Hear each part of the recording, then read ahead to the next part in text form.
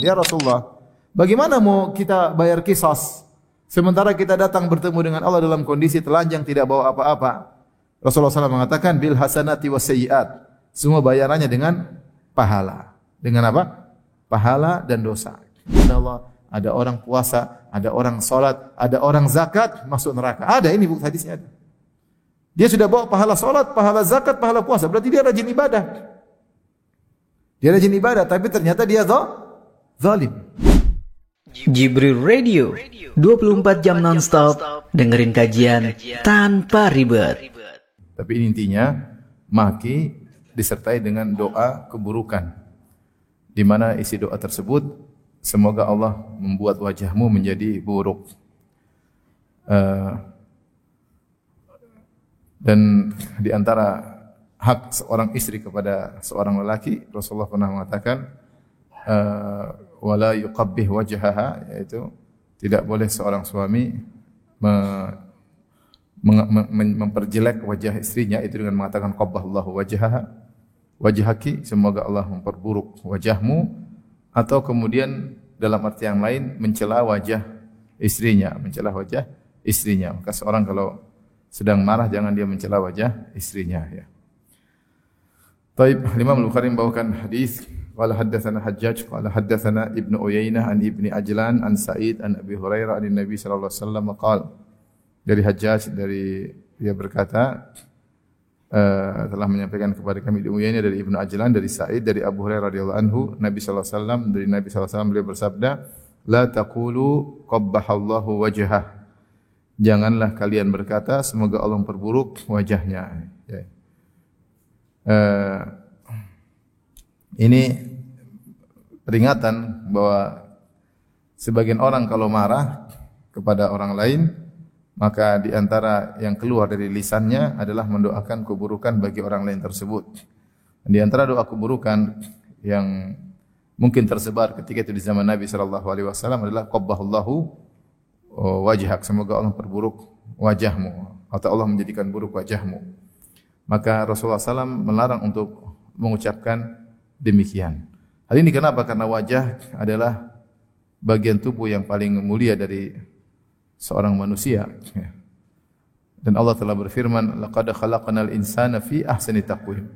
Sungguh kami telah menciptakan manusia dalam bentuk yang terindah. Ya, dalam suatu asar atau suatu riwayat, ada seorang lelaki memuji istrinya. Kemudian dia berkata, kalau rembulan lebih cantik dari wajahmu, maka engkau akan aku cerai. Maka engkau saya cerai. Kata dia bilang, kalau rembulan lebih cantik dari wajahmu, maka engkau saya cerai. Maka istrinya gelisah ketika mendengar pernyataan ini. Ya. Maka dia pun bertanya kepada para ulama di zamannya, apakah sudah jatuh cerai atau tidak? Karena suaminya berkata, kalau rembulan lebih indah dari wajahmu, maka engkau cerai. Dan kita tahu orang-orang Arab kalau mengungkapkan keindahan mereka mengatakan dengan apa? Rembulan. Wajahmu seperti apa? Rembulan. Ya. Beda kalau kamu seperti langit. Kalau langit banyak bintangnya berarti banyak jerawatnya. Ini wajahmu seperti rembulan maksudnya indah. Nah, wanita ini gelisah. Apakah sudah dicerai? Karena wanita merasa rembulan lebih indah daripada dia. Sampai banyak ulama tidak berani menjawab, sampai bertemu dengan salah seorang ulama. Kemudian menjelaskan bahwasanya tidak jatuh cerai. Karena bagaimanapun manusia lebih indah daripada makhluk yang lain. Ya. Makanya Allah mengatakan, laqad khalaqnal insana fi ahsani taqwim. Sungguh kami telah menciptakan manusia dalam bentuk yang terindah. Itu yang disebut oleh ulama tersebut sehingga tidak jatuh cerai. Oleh karenanya kalau kita perhatikan seluruh makhluk yang ada, yang paling indah manusia. Yang paling indah apa? Manusia.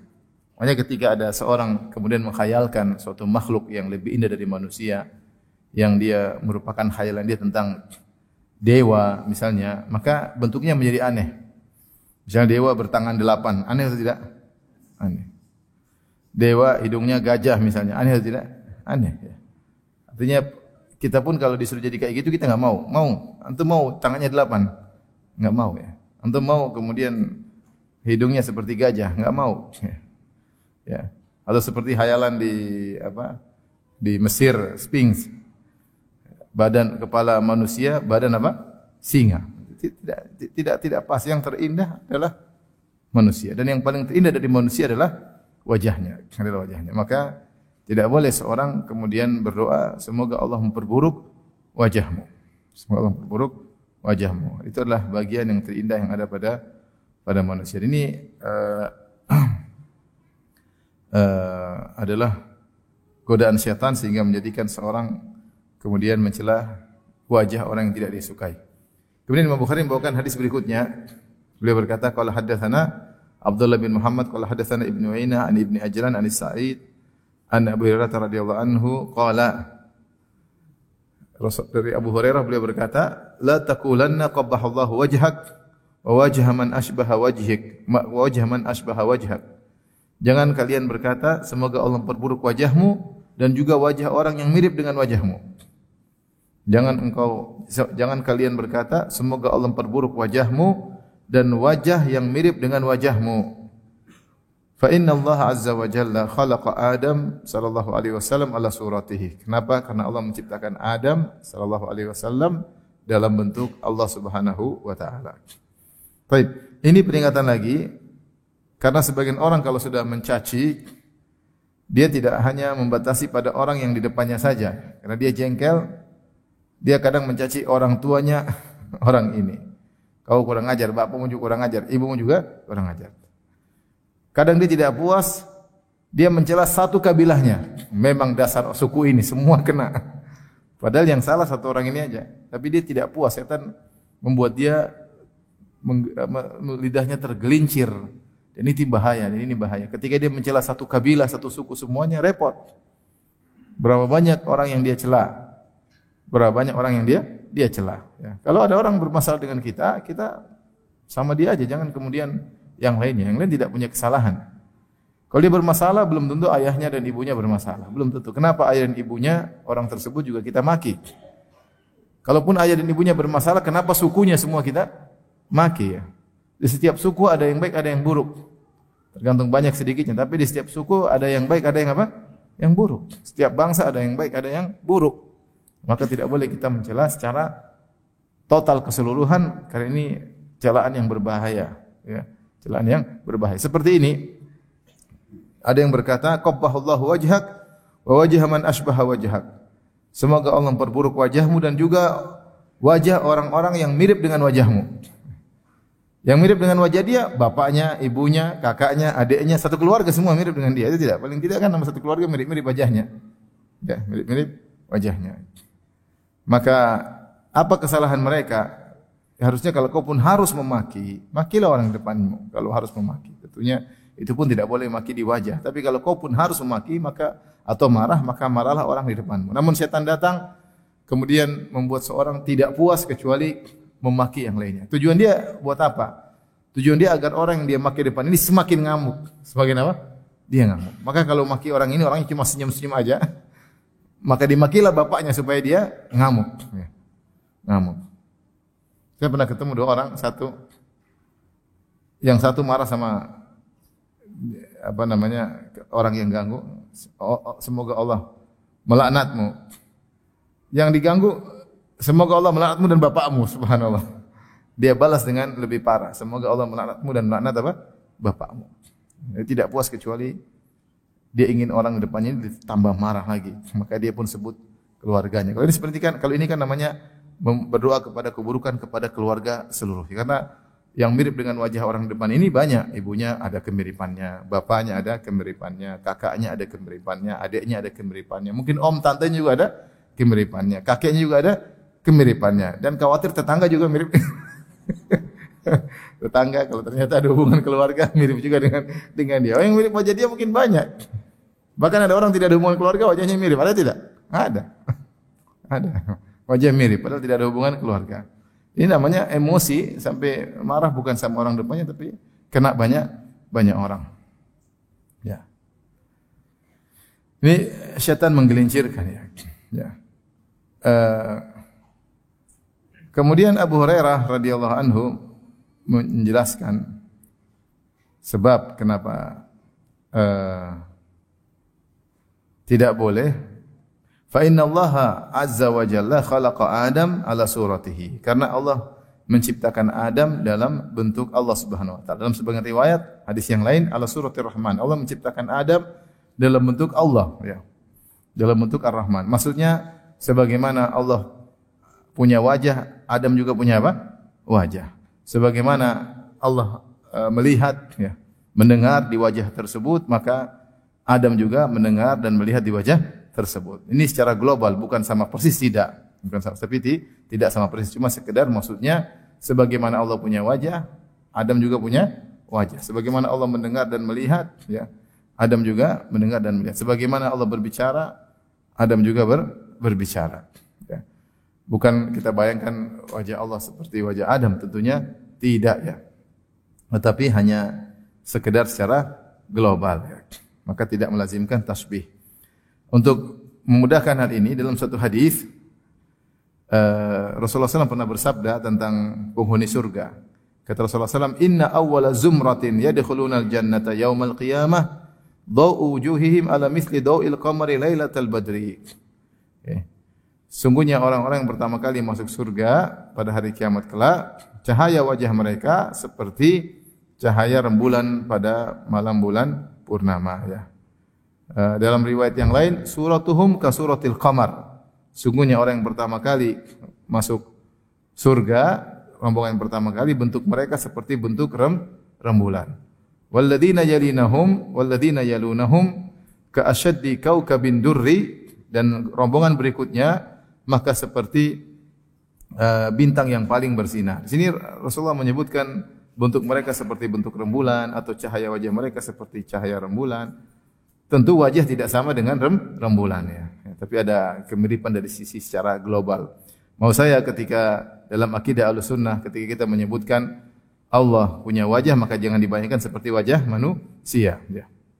Seperti Allah disebutkan Allah melihat dan mendengar, maka jangan dibayangkan seperti kita yang pendengarannya dan penglihatannya penuh dengan keterbatasan. Intinya wajah ya, kalau seorang marah maka jangan doakan keburukan kepada wajah seseorang, karena wajah tersebut yang ciptakan siapa? Allah Subhanahu wa taala dengan ahsanat taqwim, dengan ciptaan yang terindah. Kemudian bab berikutnya bab 92. Bab liyajtaniba al-wajha fi ad-darb atau liyajtanibil wajha fi ad-darb. Hendaknya seorang ketika memukul jangan pukul wajah, jangan pukul wajah. Haram seorang memukul wajah orang lain. Kalau mukul di badan, kalau harus mukul maka mukul di bagian apa? Badan ya. Atau bagian yang lainnya. Apalagi pukulan mendidik, tidak boleh mukul di wajah. Al-Imam Bukhari berkata, qala hadatsana Khalid bin Makhlad qala hadatsana Sulaiman bin Bilal qala hadatsani Muhammad bin Ajlan qala akhbarani Abi wa Sa'id an Abi Hurairah radhiyallahu anhu anin Nabi sallallahu alaihi wasallam qala. Dari Nabi sallallahu alaihi wasallam dia bersabda, "Idza daraba ahadukum khadimatan falyajtanibil wajha." Jika salah seorang dari kalian memukul pembantunya, maka jauhilah wajah, jangan pukul wajah pembantunya, jangan pukul wajah pembantunya. Ini dalil bahwasanya sebagaimana kita bahas sebelumnya, memukul boleh kalau memang ada sebabnya. Memukul pembantu boleh, memukul anak boleh, memukul istri boleh, tapi semuanya adalah pukulan untuk mendidik dan tidak boleh langsung memukul kecuali ada sebab-sebabnya sebagaimana kita jelaskan pada pertemuan lalu. Namun kalaupun memukul, baik mukul istri, baik mukul pembantu, baik mukul anak, apalagi mukul istri, tidak boleh mukul bagian wajah.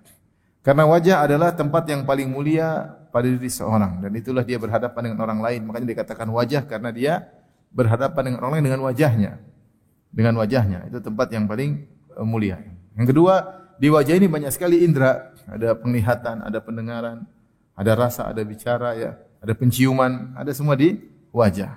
Kalau orang mukul wajah bisa jadi matanya enggak ngelihat dengan tidak baik, bisa jadi pendengarannya terganggu, bisa jadi penciumannya terganggu, bisa jadi indera perasanya terganggu. Ya, kemudian orang memandang orang lain dari sisi wajah, maka dilarang memukul wajah. Ya, tidak boleh. Oleh karenanya, seorang sangat dekat dengan Allah ketika dia meletakkan bagian tubuhnya yang paling mulia di tanah ketika sujud sambil berkata subhana rabbiyal a'la. Maha suci Engkau ya Allah yang maha tinggi. Rasulullah SAW bersabda, aqrabu ma yakunul abdu min rabbih wa huwa sajid. Kondisi seorang paling dekat dengan Allah, dengan Rabbnya ketika sedang apa? Sujud. Kenapa sedang sujud? Dia sangat dekat dengan Allah karena ketika itu dia di puncak-puncak merendahkan dirinya. Dia meletakkan bagian tubuhnya yang paling mulia itu wajah. Kemudian dia sujud sambil mengakui keagungan Allah dengan mengatakan subhana rabbiyal a'la, maha suci Allah yang maha tinggi. Saat itulah maka Allah sangat dekat dengan dia, maka saat itulah doanya sangat mudah dikabulkan. Makanya dalam Syekh Abdul Razak pernah cerita, ada seorang masuk Islam, kemudian dia cerita sebab dia masuk Islam. Ya. Dia kafir masuk Islam. Masuk Islam kenapa? Dia melihat sekelompok kaum muslimin. Ya, satu hari dia baru pertama kali lihat ada kaum muslimin, mungkin di negeri mana. Dia melihat kaum muslimin sujud. Dia lihat sujud. Terkadang di Eropa sana, terkadang orang Muslim terkadang sujud di tempat terbuka kan. Mereka nggak dapat tempat, mereka sholat tempat terbuka. Intinya dia pertama kali baru melihat ada orang-orang, sekelompok orang sholat berjamaah kemudian sujud di tanah. Dan dia tahu bahwasanya wajah adalah bagian yang paling mulia dimiliki oleh seseorang. Ya. Maka dia dalam hatinya ketika itu terbetik Allah kasih iman. Dia bilang nggak mungkin mereka ini meletakkan bagian paling mulia mereka sujud kecuali kepada sesuatu yang sangat mulia. Akhirnya dia tunggu mereka sampai selesai sholat. Kemudian dia tanya kepada mereka, kepada siapa kalian letakkan wajah kalian, dahi kalian?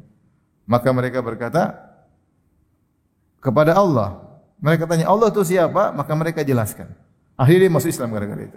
Dia masuk Islam gara-gara melihat ada sekelompok manusia yang rela menghinakan dirinya dengan meletakkan bagian tubuhnya yang paling mulia kepada sesuatu.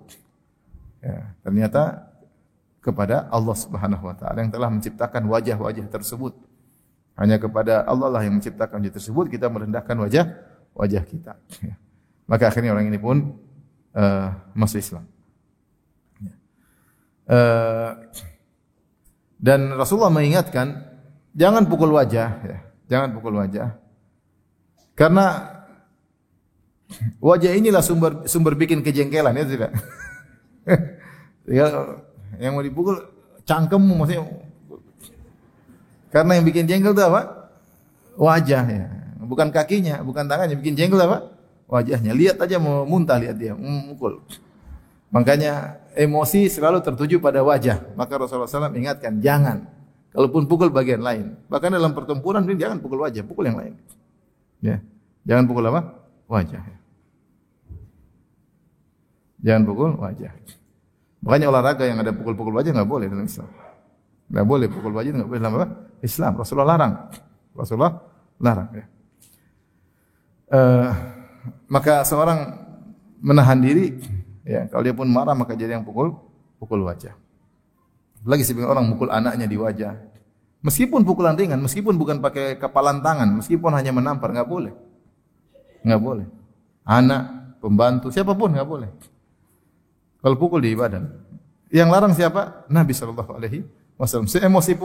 Seemosi apapun seorang, jangan dia pukul wajah orang lain. Dilarang, hukumnya haram. Ya, Allah telah menciptakan wajah tersebut, yang ciptakan Allah, jangan kau rusak ciptaan Allah tersebut. Ya, Allah larang. Ya. Maka tidak boleh. Apalagi kalau pukul istri di wajah, waduh. Ada tanda tangan sini, waduh, repot. Apalagi kalau sampai giginya patah, sampai sebagian orang emosi istrinya dipukul langsung rontok giginya. Ngeri, ya, ngeri. Ada kawan dia cerita, dia enggak mau mukul istrinya, tapi istrinya mukulin dia terus. Akhirnya dia suatu saat istrinya mukul dengan keras. Dia spontan balas, mungkin dia dulu petinju, dia dulu jagoan. Akhirnya dia spontan prak, istrinya langsung pingsan. Kaget dia. Dia menangkis tapi membalas, nangkisnya apa? Balas. Refleks, kemudian istrinya dihantam, pingsan. Jangan, seorang tidak boleh. Ya. Makanya ibu-ibu tidak boleh jadi tukang pukul, ibu-ibu. Tidak boleh. Tidak boleh mukul suami, hukumnya haram. Ya. Yang dipukul itu ibu-ibu, bukan suami yang dipukul. Sebagian ibu-ibu suaminya dipukul, dicakar, mengerikan, ya. Tidak tahu dosanya kayak apa, ya. Oleh karenanya suami pun kalau mukul istri, mukul dengan berdiri dan tidak boleh di wajah. Tidak boleh di wajah. Karena dia keluar akan berhadapan dengan wajahnya. Kalau orang lihat kenapa, dia bingung menjawab. Tapi kalau di badan mungkin tidak kelihatan. Tidak kelihatan. Tapi kalau di wajah memar, bengkak, berdarah, maka tentu membuat dia malu dan yang lainnya. Baik. Hadis berikutnya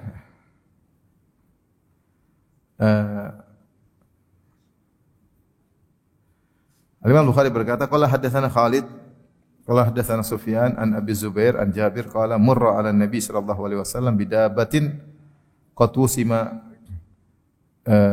yudakhanu min khirahu qala Nabi sallallahu alaihi wasallam la'ana Allah man fa'ala hadha la yasimanna ahadun al-wajha wa la yadribannahu. Kata Jabir bin Abdullah, ada seekor hewan lewat di depan Nabi sallallahu alaihi wasallam, telah diberi wasam. Wasam itu diberi cap atau stempel pada tubuhnya. Yudakhanu min kharahu, diberi asap. Ya, yudakhanu apa mana? Mungkin diberi asap di bagian hidungnya. Saya kurang paham juga maksudnya apa. Tetapi Nabi menegur karena di situ ada ditanda di bagian wajahnya, ya. Ditanda di bagian hidungnya, dikasih tanda. Maka Rasulullah berkata, la'anallahu man fa'ala hadza. Semoga Allah melaknat orang yang melakukan ini karena memberi cap kepada hewan di bagian hidungnya atau di bagian wajahnya. La yasimanna ahadunil wajha, jangan sekali-sekali salah seorang dari kalian memberi cap bagi hewannya di bagian wajah.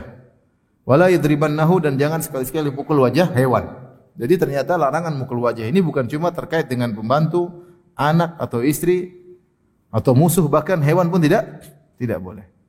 Hewan pun tidak boleh. Dahulu wasem atau cap di hewan itu diperlukan, ya. Sampai sekarang orang masih melakukan. Jadi misalnya onta ada capnya, ada nomornya. Dia pakai semacam besi yang dipanaskan, ada nomornya, ditempelin. Ringan, ya, sedikit di badannya supaya tanda ini onta nomor berapa, miliknya siapa. Miliknya siapa. Di Arab Saudi, saya diceritain sama kawan Arab Saudi, sering terjadi kecelakaan mobil kalau kencang nabrak onta, biasanya meninggal. Karena onta kan besar, kalau ketabrak yang naik mobil itu meninggal, ya. Karena kecelakaan itu terjadi beberapa kali, sampai ada seorang syekh juga meninggal karena demikian, ya. Nah, dilihat kalau onta tersebut ketabrak di siang hari, ada yang mengatakan yang salah supirnya, harusnya dia jalan lihat-lihat. Tapi kalau tabrakan tersebut terjadi di malam hari, maka yang disalahkan yang punya apa? Onta. Harusnya ontanya ditahan di malam hari. Ontanya siapa pasti ketahuan. Karena ada stempelnya biasanya. Ada apa? Stempelnya, capnya. Jadi onta ini milik siapa ketahuan dengan stempel tersebut. Itu fungsi wasem atau fungsi stempel tadi. Ini dibolehkan. Hewan ya mungkin tidak begitu sakit, biasa cuma tempel sebentar, dia kesakitan sedikit, tapi ada manfaatnya untuk diketahui milik siapa hewan tersebut, biasanya pada onta. Nah, ini ada orang yang memberi capnya di wajah onta tersebut atau di wajah hewan tersebut. Maka Rasulullah SAW marah, ya. Sampai ditempelkan di hidungnya, sampai yudakhanu, seakan-akan ada asap keluar, seakan baru aja ditempel. Jadi saking panasnya sampai ada bekas asap di hidungnya. Mungkin tempelnya di sini atau di sini sehingga keluar asap, atau di hidungnya sehingga keluar asap, ya, dari hidungnya. Maka Rasulullah SAW marah dan mengatakan, semoga Allah melaknat orang yang melakukan demikian. Dan di antara hal yang menakjubkan, ada kawan-kawan, teman-teman di UIM dulu dari Afrika. Kawan-kawan, Masya Allah, mereka cerdas-cerdas, mereka hafal Quran, orang Afrika itu Masya Allah, mereka punya hafalan kuat, suaranya bagus, terus mereka kuat-kuat, ya. Luar biasa orang Afrika, kawan-kawan waktu di Madinah, ya. Terus mereka banyak hafal syair-syair Arab, banyak sekali. Saya punya kawan dulu, saya masih ingat, Masya Allah, hafal syair-syair begitu banyak. Bahkan mereka bikin syair-syair Arab, Quran jelas mereka hafal, ya. Tetapi di antara mereka ada saya yang lihat, mereka ada garis-garis, kadang ada garis 3, ada kadang garis 2 di wajahnya. Saya ini kenapa wajahnya digituin? Ternyata itu tanda suku tertentu. Ketika mereka kecil, mereka dikasih garis. Ada garis tertentu, ada yang begini, ada yang begini, ada yang di sini. Jadi setiap suku punya tanda garis tertentu. Kalau anak ini dikasih tanda berarti dia dari suku tertentu. Subhanallah. Ini tidak boleh tentunya, nggak boleh. Ya. Karena membekas sampai besar dan mereka sengaja untuk membuat tersebut. Dulu belum ngaji, belum ngerti. Ya. Tapi sampai mereka kuliah di Madinah belum hilang tanda tersebut. Belum hilang tanda tersebut. Ini tentunya tidak diperbolehkan. Ya. Hewan saja tidak boleh diberi tanda di wajah, apalagi manusia. Oleh karenanya, ini dalil bahwasanya kalaupun seorang marah sama hewan, pertama dia tidak boleh memberi tanda di wajahnya, wala yadribannahu, dan dia tidak boleh mukul wajah hewan. Kalau dia pun harus mukul hewan, ya maka dia pukul di tubuhnya. Karena terkadang hewan perlu dipukul, tapi tidak boleh seorang menzalimi hewan tersebut ya. Kadang-kadang kita lihat ada hewan, misalnya kuda, kemudian orang-orang naik bawa delman ya. Kemudian dokar delman ya. Ya, kemudian kudanya nggak mau jalan dipukul. Saya pernah waktu itu di satu daerah rame-rame, kita berapa orang mau jalan terus naik delman. Terus kudanya nggak mau jalan, dipukul pukul kuat sekali pakai cambuk. Dia jalan. Berapa lagi nggak mau jalan lagi, dipukul lagi. Saya bilang saya nggak mau naik, turun. Akhirnya kita turun, beberapa orang turun, tinggalin delman tersebut. Kasihan, nggak tega. Kudanya mungkin nggak dikasih makan, atau belum sarapan, suruh kerja dulu ya. Kasihan ya. Ada cerita lucu.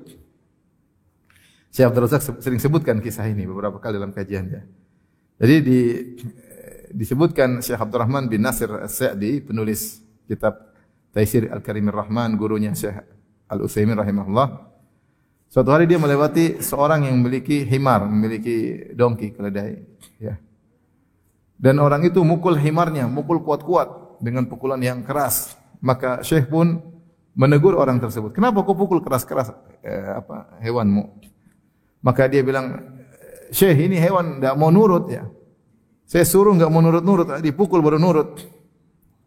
Kata Syekh mengatakan, enggak bisa dia nurut. Kau harus pakai strategi, lembut sama dia, ya, terus dilembutin supaya dia nurut. Kata orang tersebut, saya sudah coba, dia enggak bisa, ini hewan enggak bisa. Jadi saya pukul aja. Kata Syekh, izinkan saya, coba saya lihatkan sama kamu. Kata dia, silakan, coba. Akhirnya saya datang ke hewan tersebut, kemudian diusap-usap himar tersebut, dilembut-lembutin, kemudian disuruh jalan-jalan. Tadi nggak mau jalan sama pemiliknya, sama Syekh dia mau jalan. Kata Syekh, lihat bisa ini jalan. Kata orang tersebut, Masya Allah Syekh, ini himar juga tahu ente Syekh, katanya. Ini himar juga tahu kalau anda adalah seorang Syekh, makanya dia nurut. Kalau sama saya nggak mau nurut. Ya, hewan dia juga punya perasaan, dia juga butuh dilembutin ya. Apalagi manusia ya. Baik, kita lanjutkan bab berikutnya ya. Bab 93. Bab man latama abdahu falyu'tiqhu min ghairi ijabin. Bab siapa yang menampar budaknya, maka hendaknya dia merdekakan budaknya tersebut meskipun tidak wajib dimerdekakan. Dianjurkan sunnah. Karena dia memukul bagian wajah. Ini Rasulullah mengkhususkan pentingnya tidak boleh memukul bagian wajah. Dan kita tampar itu adalah pukulan yang paling ringan. Bagian kepala lebih parah. Kalau tampar mungkin tidak patah gigi tapi bengkak, memar. Tapi masalahnya kena wajah.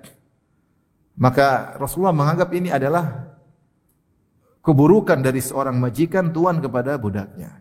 Ini budak padahal dia miliki, dia boleh jual, dia boleh suruh dan tidak digaji karena milik dia. Tapi ketika budaknya salah dan dia mukul bagian wajah, kata Rasulullah, merdekakan saja. Menunjukkan bahwasanya perbuatan buruk. Kafarahnya adalah memerdekakan budak tersebut. Al-Imam Bukhari berkata, qala hadatsana Adam, qala hadatsana Syu'bah, qala hadatsana Husain, qala sami'tu Hilal bin Yassaf yaqul kunna nabi'u al-baz fi dari Suwaid bin Muqarrin. Kami dulu jual kain ya di rumah Suwaid bin Muqarrin. Fa kharajat jariyatun. Tiba-tiba ada budak wanita keluar. Faqalat li rajulin syai'an. Kemudian budak wanita tersebut ngomong sesuatu kepada seorang lelaki. Lelaki tadi marah, mungkin tuannya. Falatama hadzalika ar-rajul. Orang tersebut kemudian hantam, dia tampar budak perempuannya tersebut. Maka Suwaid bin Muqarrin ingatkan, dia tegur. Faqala lahu Suwaid bin Muqarrin. Suwaid bin Muqarrin berkata radhiyallahu anhu, ala tamta wajhaha, tadi kau tampar wajahnya, wajah budak tersebut. Dia mengingkari, kenapa kau tampar wajahnya? Ini kalau mukul di badan, jangan di wajah. Laqad ra'aituni sabi'a sab'atin wa ma lana illa khadim.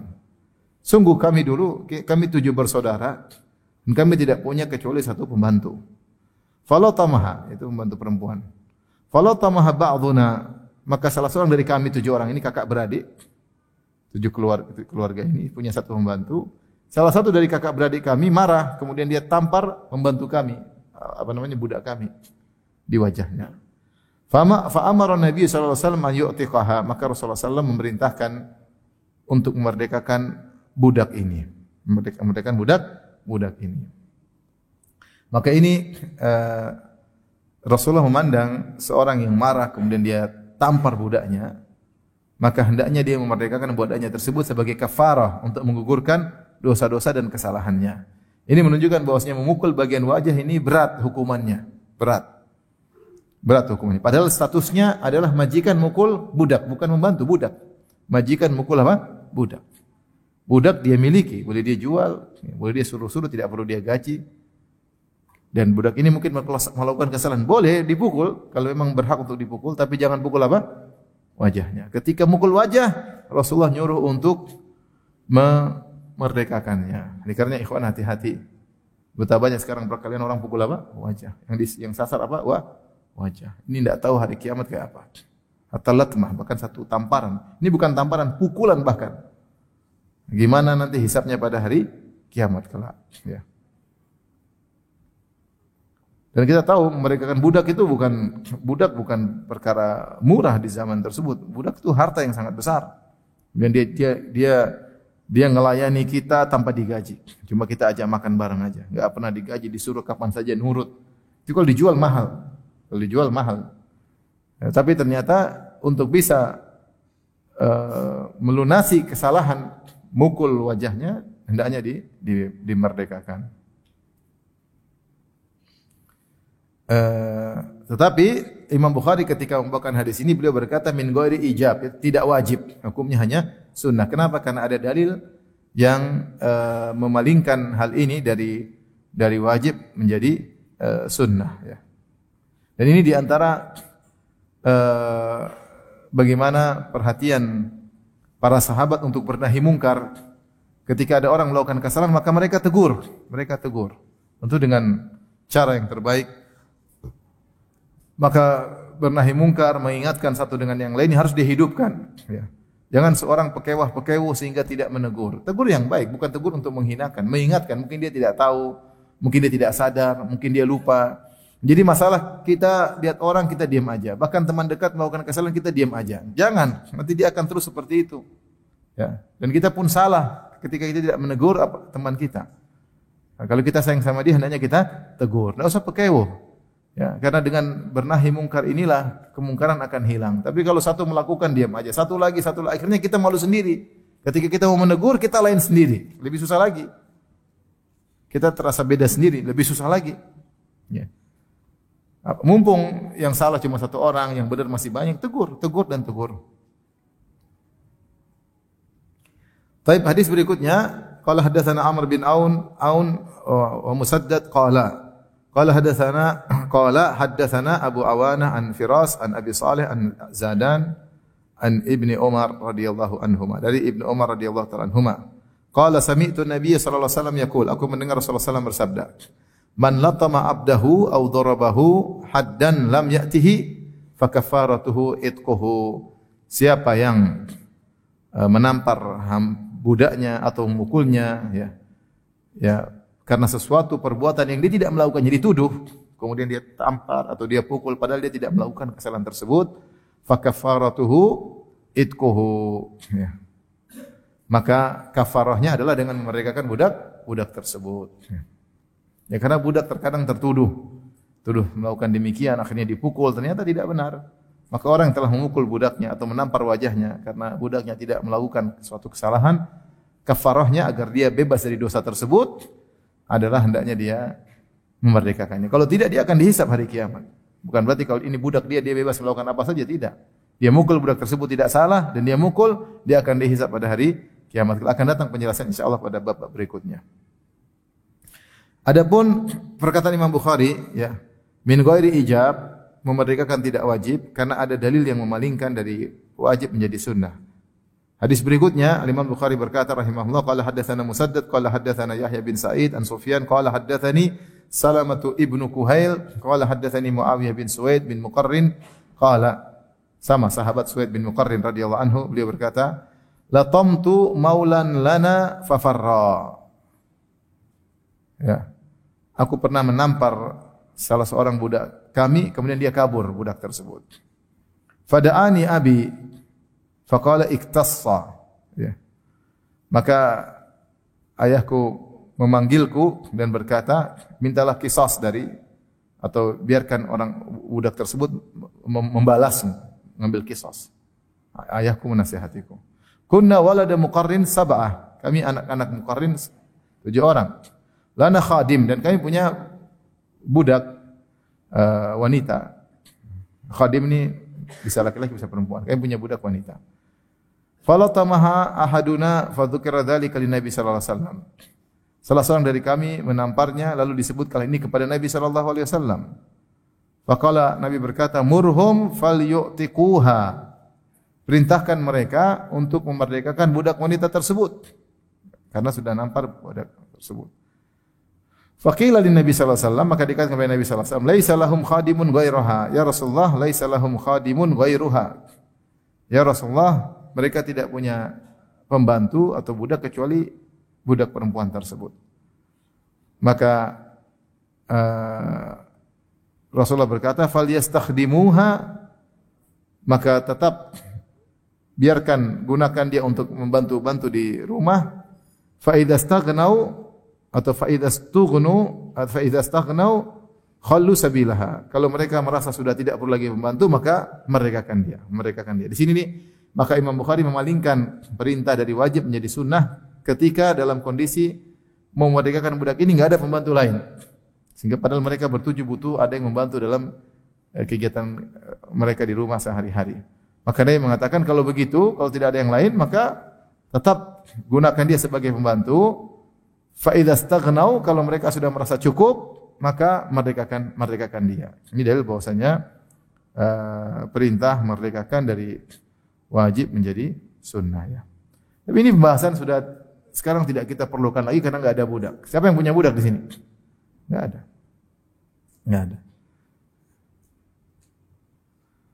Akan tetapi ini sekedar wawasan, ya, karena saya katakan ini meskipun terkait dengan budak, ya, kalau budak saja harus kita baikin padahal itu milik kita, apalagi pembantu yang bukan milik kita. Maka tidak boleh kita semena-mena.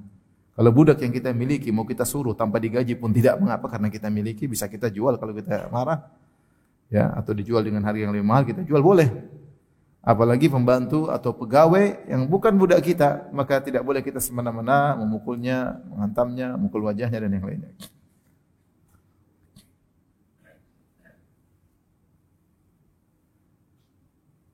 Al-Imam Nawawi rahimahullah dalam syarah Sahih Muslim menyampaikan bahwasanya memerdekakan budak yang dipukul dianjurkan, tidak sampai derajat wajib dengan ijma' ulama. Hadis berikutnya Imam Bukhari berkata, qala haddatsana Amr bin Marzuq qala akhbarana Syu'bah qala li Muhammad ibn al-Munkadir. Muhammad bin al-Munkadir berkata kepadaku, masmuka, siapa namamu? Faqultu Syu'bah. Namaku Syu'bah. Qala haddatsani Abu Syu'bah an Suwaid bin Muqarrin al-Muzani. Dari Suwaid bin Muqarrin al-Muzani, wa ra'a rajulan natama gulamahu. Suwaid bin Muqarrin melihat ada seorang lelaki menampar budaknya. Faqala ama alimta anna surah muharramatun? Tidakkah kau tahu bahwasanya wajah surah, maksudnya rupa, itu haram untuk dihantam, dipukul, ditampar. Ra'aituni wa inni sabi'u sab'a ikhwah. Aku telah melihat diriku dan aku waktu itu adalah anak ketujuh dari 7 bersaudara. atau orang ketujuh dari 7 bersaudara. Ala ahdi Rasulullah sallallahu alaihi wasallam ma lana illa khadim. Ketika di zaman Nabi sallallahu alaihi wasallam kami tidak punya pembantu kecuali 1 orang, untuk budak kecuali 1 orang. Fala tamahu ahaduna, maka salah seorang dari kami menampar budak kami tersebut. Fa amarana Nabi sallallahu alaihi wasallam an nu'tikahu, maka Nabi memerintahkan kami untuk memerdekakannya. Ya. Ini dalil bahwasanya berulang maknanya, di mana sahabat ini Suwaid bin Muqarrin berkata, "Ama alimta anna surah muharramah? Tidakkah kau tahu bahwasanya melukai, menampar, memukul surah maksudnya rupa, maksudnya wajah adalah haram?" Ya. Dan sudah kita jelaskan ini mencakup wajah apapun, wajah anak, wajah istri, wajah pembantu, wajah budak, ya, bahkan wajah hewan. Tapi hadis berikutnya mirip juga. Imam Bukhari berkata, qala hadatsana Musa, qala hadatsana Abu Uwanah, qala hadatsana Firas an Abi Shalih an Zadan Abi Umar, qala kunna inda Ibnu Umar. Kami sedang berada di sisi Ibnu Umar. Fada abi gulamin lahu kana darabahu. Ibnu Umar memanggil budaknya di tengah-tengah kami. Ibnu Umar ternyata pernah memukul dia. Fakashafa an dhahrihi. Kemudian Ibnu Umar membuka punggung budak tersebut. Jadi Ibnu Umar pernah pukul dia di bagian punggung, bukan di wajah, di punggung. Dia buka pukulan keras. Mungkin ada kesalahan tertentu. Faqala ayuji'uka, apakah pukulanku ini membuat kau sakit? Kata budaknya enggak. Kata budaknya enggak. Ya mungkin dia tahu dia salah, bisa jadi. Jadi Ibnu Umar enggak mungkin memukul budak ini kecuali karena ada apa? Kesalahan. Sakit enggak? Enggak. Ya, maksudnya apa namanya? Ya udah. Mau gimana lagi? Jadi bilang sakit, pukulanku sakit? Enggak, ya. Fa'ataqahu. Kemudian Ibnu Umar pun memerdekakan budak ini. Langsung dia merdekakan. Dia memukul budak ini, dia merasa bersalah. Dia merdekakan budak ini. Tsumma rafa'udan minal ardi. Kemudian Ibnu Umar mengambil sebatang kayu dari tanah. Faqala ma li fihi minal ajri ma yazinu hadzal 'ud. Ya. Ma li fihi minal ajri ma yazinu hadzal 'ud. Ya. Aku tidak dapat pahala dengan memerdekakan budak ini meskipun hanya sekedar seukuran ranting kayu ini. Jadi Ibnu Umar memandang ketika dia memerdekakan budak ini harusnya kan pahalanya besar, tapi menurut dia saya enggak dapat pahala. Pahalanya sedikit. Belum tentu seimbang dengan taring atau apa namanya ranting kayu ini. Belum tentu seimbang dengan ranting kayu ini. Fakultu, sang perawi berkata, "Ya Abu Abdurrahman, lima taqulu hadza?" Kenapa kau mengatakan demikian? Artinya bukankah memerdekakan budak pahalanya besar? Ya lagian kau pukul dia kan dia punya kesalahan. Lagian kau pukul dia kan dia punya kesalahan, dan ketika ditanya sakit enggak, kata dia enggak. Enggak ada masalah. Tapi Ibnu Umar tetap memerdekakan. Kata Ibnu Umar, saya merdekakan pahalanya sedikit. Belum tentu seperti ranting kayu ini, ya. Kenapa kau mengatakan demikian wahai Abu Abdurrahman? Ibnu Umar kunyahnya Abu Abdurrahman. Kenapa Anda mengatakan demikian wahai Ibnu Umar? Qala, kata Ibnu Umar, sami'tu Nabiy sallallahu alaihi wasallam yaqul, aku mendengar Rasulullah sallallahu alaihi wasallam berkata, "Man daraba mamlukahu haddan lam ya'tih, Allah tama wajhahu kafaratuhu an yu'tiqahu." Siapa yang mukul budaknya bukan karena satu kesalahan yang dia lakukan, dia pukul, ya, atau dia menampar wajahnya, maka kafarahnya adalah dengan memerdekakannya, ya. Dengan memerdekakannya, ya. Jadi Ibnu Umar radhiyallahu anhu manggil budaknya, yaitu seakan minta maaf, mungkin ada kesalahan atau berlebihan mukulnya. Kemudian dia merdekakan budak tersebut agar impas, ya, agar impas. Dan dia merasa apa yang dia lakukan dengan memukul budaknya tersebut, maka tidak ada nilainya dibandingkan dengan kesalahan yang dia lakukan. Baik, kita lanjutkan bab terakhir pada kesempatan kali ini, ya. Bab qisasul abdi, ya. Bahwasanya hamba, budak yang dimiliki oleh seorang, kalau dia dipukul tanpa sebab, dia bisa minta kisos pada hari kiamat kelak. Ngeri. Jangan kita semena-mena. Demikian juga pembantu, demikian juga pegawai, orang bawahan kita. Kalau kita menzalimi dia, akan ada kisos. Dia mungkin di dunia tidak bisa balas kita zalimi, tapi akan ada kisos. Ini budak saja bisa kisos, apalagi selain apa budak. Artinya ini mimbabi aula, lebih utama kalau budak yang kita miliki saja, kalau kita salah sama dia, dia bisa mengkisos, apalagi orang lain. yang tidak kita miliki. Al-Imam Bukhari berkata, qala hadatsana Muhammad bin Yusuf wa Qabisah. Qala keduanya berkata qala hadatsana Sufyan an Habib bin Abi Thabit an Maimun bin Abi Syabib an Ammar bin Yasir qala.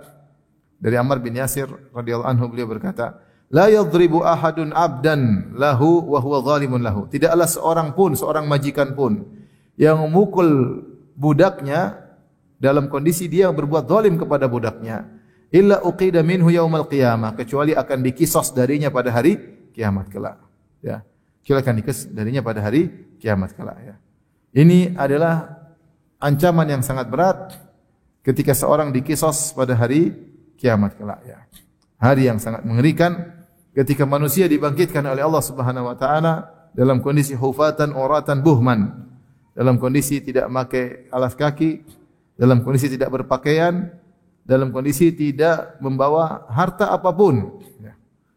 Ya. Qalu wa ma buhman ya Rasulullah, kata Rasulullah mereka dibangkitkan dalam kondisi buhman. Para sahabat bertanya, apa itu buhman ya Rasulullah?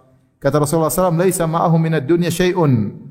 Tidak membawa apapun dari dunia ini. Tidak ada harta, tidak ada dinar, tidak ada dirham, tidak ada harta apapun. Jangankan harta yang mewah dan megah, sementara sendal dia tidak punya. Jangankan sendal, baju yang untuk menutup auratnya tidak punya. Apa harta yang mau dia bawa? Kalau tidak ada harta yang dia bawa, bagaimana cara dia membayar kesalahan dia? Itu masalahnya. Fayunadihim, maka Allah pun menyuruh mereka, memanggil mereka, bisautin yasma'uhu man ba'ud kama yasma'uhu man qarub. Maka pada hari itu Allah memanggil seluruh hamba dengan suatu suara yang orang jauh maupun dekat dengarnya sama. Wa yaqulu anal malik wa anad dayyan. Allah berkata, aku adalah sang raja, aku penguasa sekarang. Dalam riwayat, aina mulukul ardi, mana raja-raja dunia? Mana penguasa-penguasa bumi? Enggak ada yang berani menampakkan batang hidung mereka. Aku penguasa alam semesta. Malik yaumiddin, aku penguasa hari pembalasan. Anal malik, akulah raja yang sungguhnya. Wa anad dayyan, aku yang akan membalas segala perbuatan manusia. Aku yang akan maha memberi pembalasan. Ya. Kemudian Allah Subhanahu wa taala berkata pada hari tersebut yang sangat mengerikan. Kata Allah, la yanbaghi li ahadin min ahli jannah an yadkhulal jannata wa li ahadin min ahli nar alaihi madlamatun hatta aqussahu minhu. Tidak boleh seorang pun dari penghuni surga mau masuk surga kecuali aku pastikan apakah masih ada penghuni neraka. Dia pernah menzalimi penghuni neraka, ada hak yang dia ambil dari penghuni neraka, kecuali aku akan ambil darinya untuk aku berikan kepada penghuni neraka.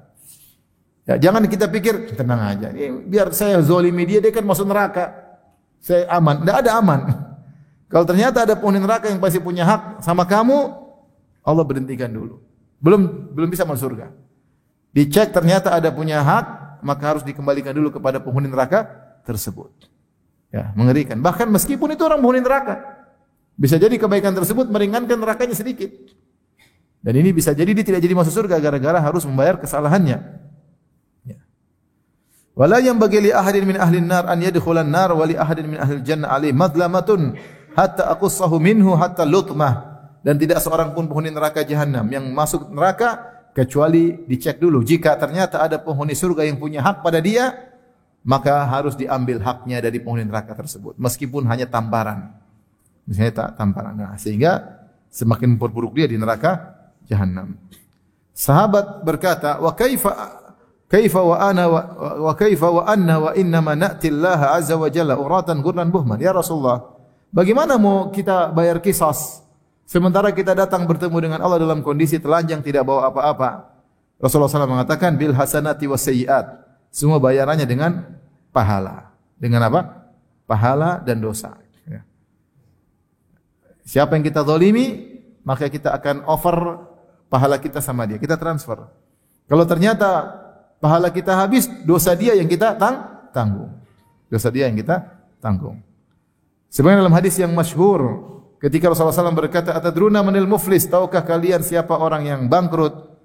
Maka sahabat berkata, al-muflisu fina man la dirham wala lahu wala mata. Orang yang bangkrut di antara kita yaitu yang asetnya hilang semuanya, dirhamnya hilang, dinarnya hilang, asetnya semua hilang. Itu bangkrut kalau dalam versi kita. Dia dulu punya terus hilang. Itu versi manusia. Maka Rasulullah menjelaskan, innal muflisa, sungguhnya bangkrut yang sesungguhnya, bangkrut sejati. Man ya'ti yaumal qiyamati bi sholatin wa siyamin wa zakatin. Orang yang datang pada hari kiamat kelak dengan membawa pahala puasa, pahala salat, pahala zakat, wa ya'ti wa qad syatama hadza, namun ternyata dia di dunia pernah mencaci maki si fulan. Wa qadhafa hadza, dia pernah menuduh si fulan orang lain dengan tuduhan tidak-tidak. Wa akala mala hadza, dia pernah memakan harta orang lain dengan menipunya, dengan merampasnya, dengan mencurinya misalnya.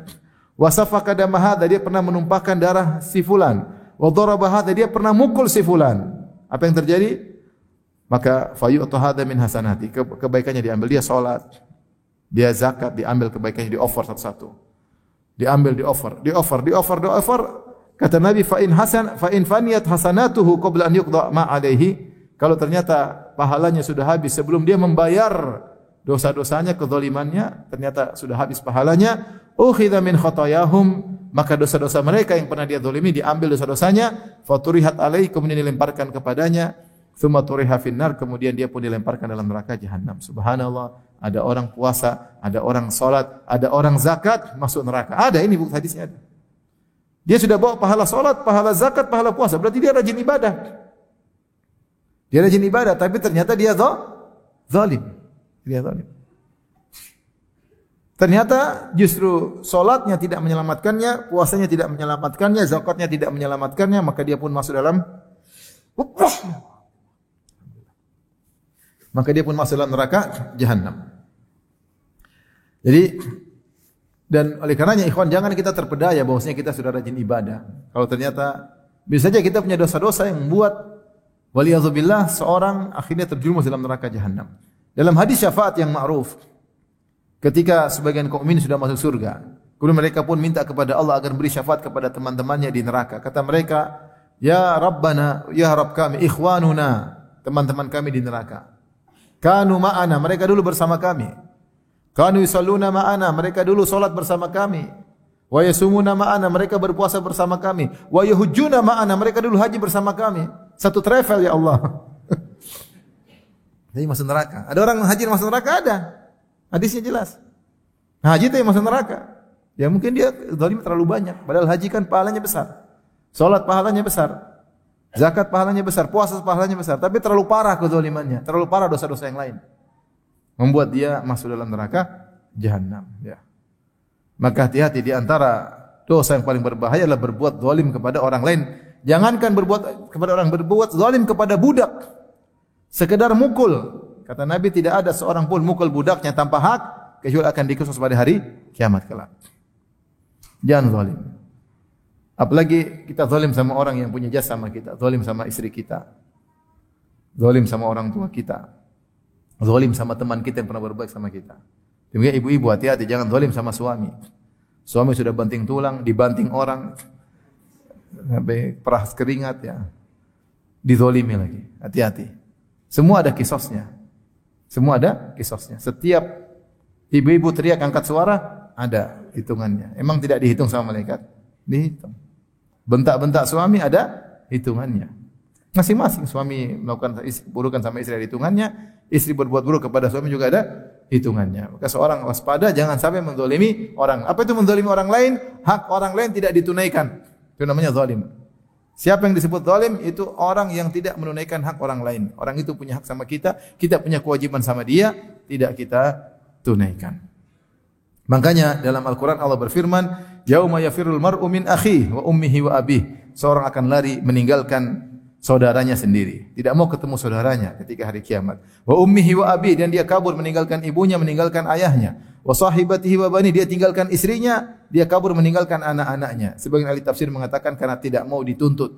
Dia tahu dia pernah berbuat zalim kepada mereka. Dia tahu dulu ada hak-hak ibunya tidak dia tunaikan. Dia tahu dulu ada hak-hak anaknya tidak dia tunaikan. Dia sibuk melulu, anaknya harusnya diajarin, anaknya harus didekatin, tidak pernah pedulikan. Hak anak dia abaikan. Anaknya punya hak untuk dikasih sayang, dia tidak pedulikan. Istrinya punya hak, tidak dia tunaikan. Hati-hati ibu-ibu. Nanti hari kiamat suami panggil, sayang, kabur dia nggak mau. Dia tahu dulu banyak hak suami tidak dia tunaikan. Padahal sudah dibelikan emas, badannya sudah digemukkan sama suaminya, sudah dia jalan-jalan, sudah ternyata hak suami tidak ditunaikan. Hari kiamat suaminya panggil sayang, dia kabur. Takut dituntut di hadapan Allah Subhanahu wa taala. Waliyadzubillah. Supaya seorang hati-hati. Dan jadi masalah kita sering lupa. Sering lupa kita menzalimi orang lain. Bisa jadi orang yang kita zalimi tidak lupa. Bahkan seandainya orang yang dizalimi pun lupa, Allah tidak lupa. Allah tidak lupa. Ahsahullahu wa nasuh. Allah hitung dan meskipun mereka lupa. Allah tidak lupa sementara mereka lupa. Hati-hati dan kezaliman itu banyak ya.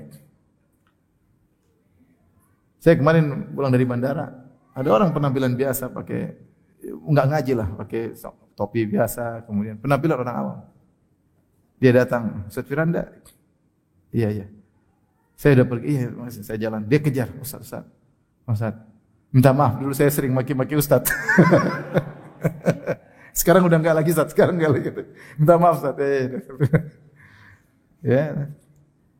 Artinya zalim itu banyak ya, kita maki orang, merendahkan harkat dan martabatnya, kita ambil uangnya, dan banyak ya. Yang boleh sakit hati. Maka ibu-ibu hati-hati, ibu-ibu jangan zalimi siapapun, jangan zalimi suami, jangan zalimi anak-anak, jangan zalimi kakak adik, jangan zalimi tetangga. Baik, demikian saja yang saya sampaikan. Insyaallah kita lanjutkan pekan depan. Orang yang bertanya saya persilahkan. Allah taala alam bisawab. Jibril Radio 24 jam nonstop dengerin kajian tanpa ribet.